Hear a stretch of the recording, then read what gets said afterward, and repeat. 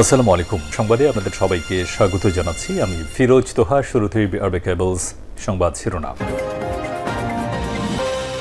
জানিয়ে দেব আমাদের হাতে থাকা সর্বশেষ গুরুত্বপূর্ণ আপডেট সংবাদ। ৩ দফা দাবিতে নয়াপল্টনের যুবদলের সমাবেশ শুরু হচ্ছে।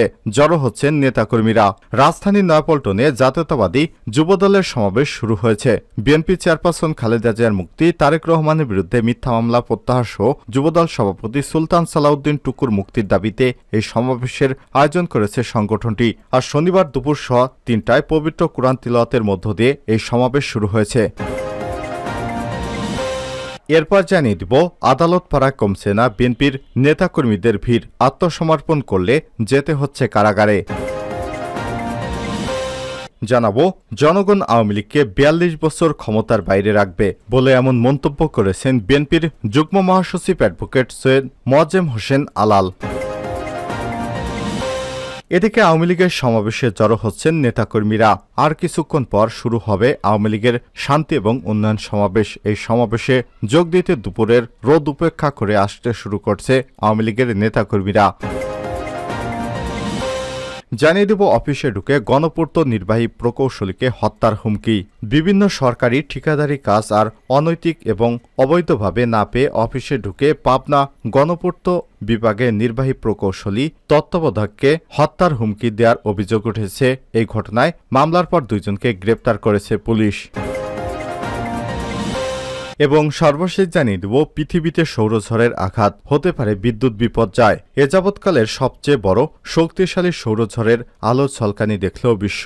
উত্তর ইউরোপ এবং অস্ট্রেলিয়ার মানুষ গতকাল শুক্রবার রাতে এই সৌরঝড়ের ফলে সৃষ্ট মেরুজ্যোতি দেখতে পেয়েছে। অনেকেই সামাজিক যোগাযোগ মাধ্যমে এই আলোক ঝলকানির ছবি শেয়ার করেছেন। তাতে দেখা গিয়েছে সমগ্র আকাশ বিভিন্ন রং ছেয়ে গেছে। বিশেষজ্ঞদের মতে গত ২ দশকের মধ্যে পৃথিবীতে আঘাত হানায় এটি সবচেয়ে শক্তিশালী সৌরঝড়। এর কারণে স্যাটেলাইট এবং বিদ্যুৎ পরিষেবা ব্যাহত হতে পারে বলে আশঙ্কা প্রকাশ করা হচ্ছে। জার্মান ভিত্তিক সংবাদ সংস্থা ডয়চে ভেলের এক প্রতিবেদনে এমনটাই জানানো হয়েছে। প্রিয় দর্শক, এতক্ষণ শুনছিলেন সংবাদ শিরোনাম, এবারে বিস্তারিত।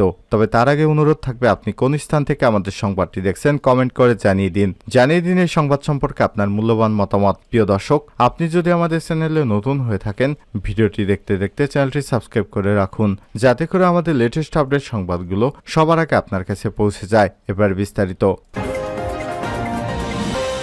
৩ দাবিতে নয়াপল্টনে যুবদলের সমাবেশ শুরু। জড়ো হচ্ছেন নেতাকর্মীরা। রাজধানীর নয়াপল্টনে জাতীয়তাবাদী যুবদলের সমাবেশ শুরু হয়েছে। বিএনপির চেয়ারপারসন খালেদা জিয়ার মুক্তি, তারেক রহমানের বিরুদ্ধে মিথ্যা মামলা প্রত্যাহার, যুবদলের সভাপতি সুলতান সালাউদ্দিন টুকুর মুক্তির দাবিতে এই সমাবেশের আয়োজন করেছে সংগঠনটি। আর শনিবার দুপুর ৩টায় পবিত্র কোরআন তিলাওয়াতের মাধ্যমে এই সমাবেশ শুরু হয়েছে। এদিকে দীর্ঘদিন পর আয়োজিত সমাবেশকে ঘিরে যুবদলের নেতাকর্মীরা খণ্ড খণ্ড মিছিল নিয়ে বিএনপির কেন্দ্রীয় কার্যালয়ের সামনে জড়ো হতে শুরু করেছেন। এর মধ্যে যুবদলের কেন্দ্রীয় যুগ্ম সম্পাদক গোলাম মাওলা শাহিন ছাড়াও ঢাকা মহানগর উত্তর ও দক্ষিণ নারায়ণগঞ্জ জেলা যুবদল এর বড় শোডাউনের আয়োজন করেছে। গতকাল ছিল বিএনপির একটি সমাবেশ, এরপর আজ যুবদলের সমাবেশ। এই সমাবেশ থেকে পরবর্তী কর্মসূচির ঘোষণা আসতে পারে। আদালত পাড়ায় কমছে না বিএনপি নেতাকর্মীদের ভিড়। আত্মসমর্পণ করলেও যেতে হচ্ছে কারাগারে। জাতীয় নির্বাচন শেষ, রাজপথে কোনো আন্দোলন নেই। রাজনৈতিক অঙ্গন অনেকটা শান্ত, তবু আদালত পাড়ায় বিরোধী নেতাকর্মীদের ভিড় কমছে না। নিয়মিত মামলার আত্মসমর্পণে প্রতিদিনই ছুটতে হচ্ছে এক আদালত থেকে আরেক আদালতে, কখনো উচ্চ আদালতে, আবার কখনো নিম্ন আদালতে, এক বারান্দা থেকে আরেক বারান্দায়, এক আইনজীবীর চেম্বার থেকে আরেক আইনজীবীর চেম্বারে। এটাই এখন বিএনপির নেতাদের নিয়মিত রুটিন মাফিক কাজ হয়েছে।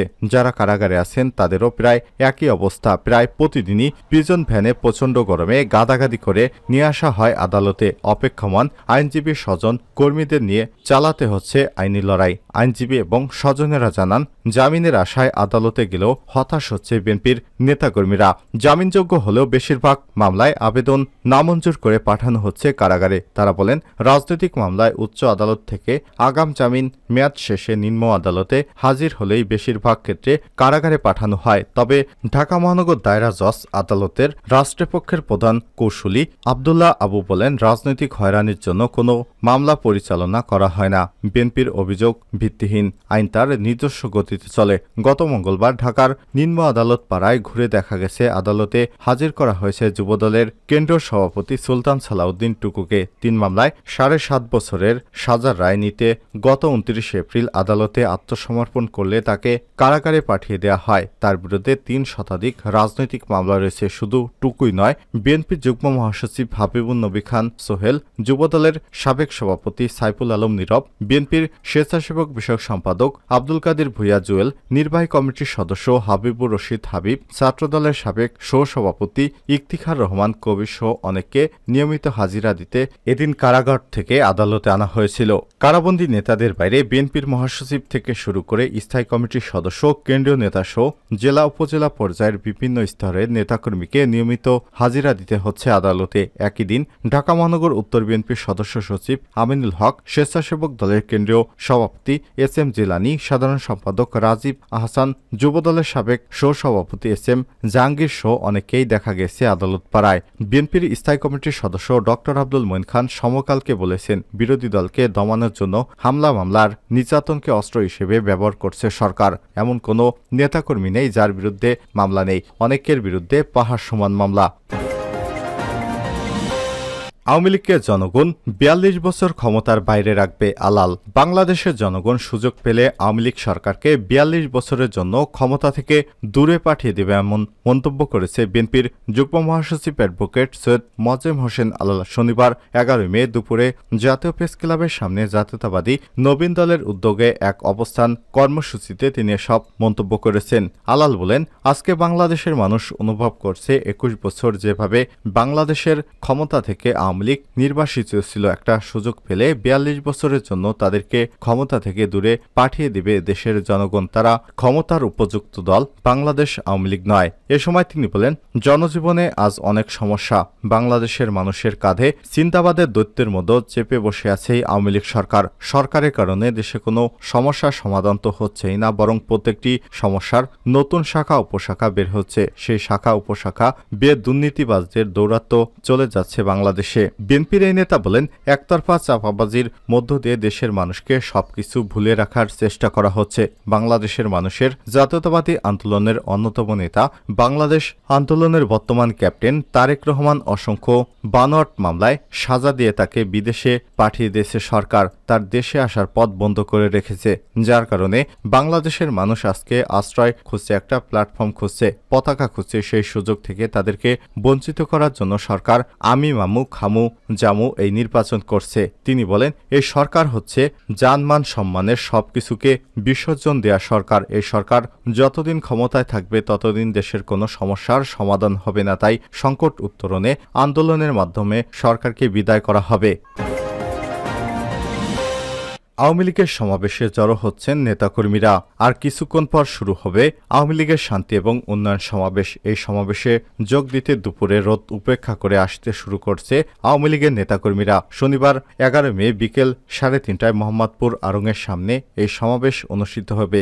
এদিকে শান্তি এবং উন্নয়ন সমাবেশ ১৮ সপ্ত পালন করে আওয়ামী লীগকে অনুমতি দিয়েছে ঢাকা মেট্রোপলিটন পুলিশ ডিএমপি। শুক্রবার বিকেলে বঙ্গবন্ধু এভিনিউয়ে আওয়ামী লীগের কেন্দ্রীয় কার্যালয়ে অনুষ্ঠিত এক যৌথ সভা শুরুতে বক্তব্য রাখতে গিয়ে এসব কথা জানান দলের সাধারণ সম্পাদক এবং সড়ক পরিবহন ও সেতুমন্ত্রী ওয়াইদুল কাদের। তিনি বলেন, অনেকে বলে আমরা পাল্টাপাল্টি সমাবেশ করছি, আসলে আমরা কোনো সমাবেশ করছি না। আজ আমরা এখানে যৌথ সভা করছি। আগামীকাল শনিবার আমাদের মন্ত্রিসভার সদস্য আওয়ামী লীগের সভাপতিমণ্ডলীয় সদস্য জাহাঙ্গীর কবির নানকের সংসদীয় এলাকায় আমরা একটি শান্তি এবং উন্নয়ন সমাবেশ করব।